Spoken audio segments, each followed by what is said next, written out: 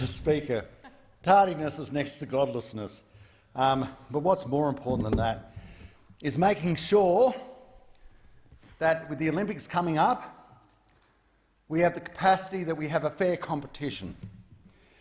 We have the capacity that men who are XY gene will compete against men who are XY gene, and women who are XX gene will compete against women who are XX gene.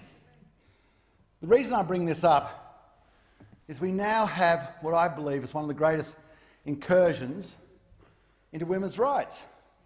And with 4 daughters, now, to be honest, the politically correctness, absurdity, that a person, a man, can decide that they're a woman and then insist to compete against other women. I mean, how does this work? In weightlifting, in boxing, more and more, a lot of my daughters are playing sports such as touch football, such as contact football.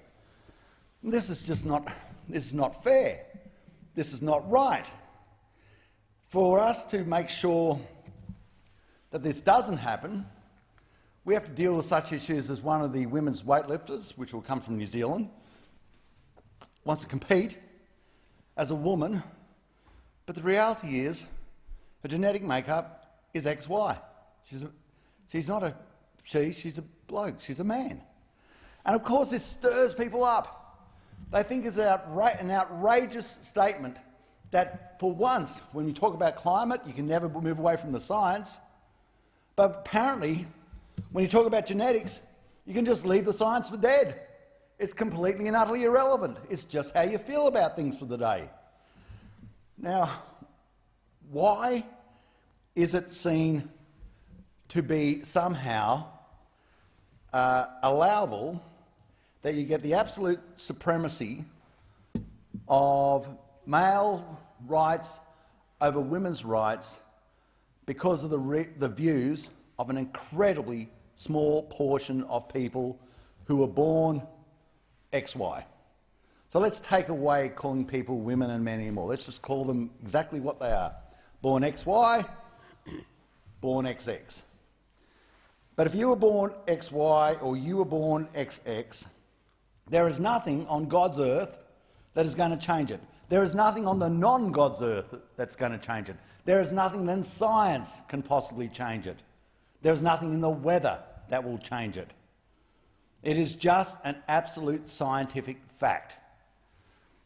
And what we have to work out is how we got ourselves into this position that we have been bullied, coerced, manipulated, guilt-tripped into a position where we have to say, oh no, we can't talk about that. That is another thing we just must accept. Who is a beneficiary of all this? Who is a beneficiary when we actually go down this slippery slope of saying, oh, that's yet another form of political correctness, which we never must mention because inevitably it is right and it's just and it's scientifically, factually correct? Well, of course, it's the small group of blokes. The actual number of people who would be genuinely, I suppose, of dual nature would be about 1 in 83,000. So for that 1 in 83,000, obviously we've got to give them the greatest sympathies possible. But we're not dealing with the 1 in 83,000. We're dealing with other people who have made their own choice about this.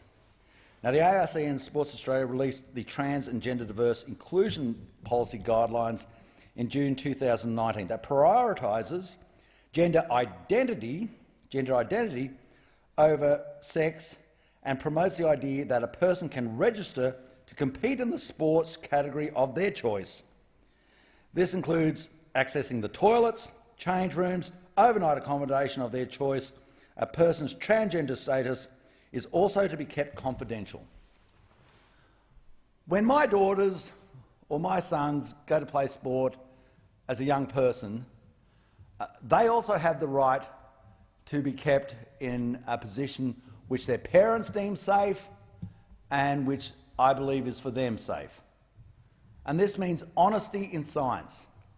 I hope as we go towards these Olympics, we have honesty in science into how people compete. It being